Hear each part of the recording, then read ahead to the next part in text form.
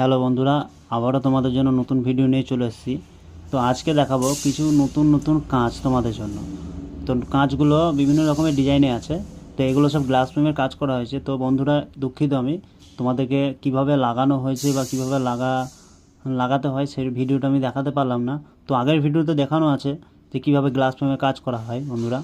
তো এই কাজ তোমাদের যদি ভালো লাগে তো অবশ্যই লাইক, কমেন্ট, সাবস্ক্রাইব এবং শেয়ার অবশ্যই করবেন।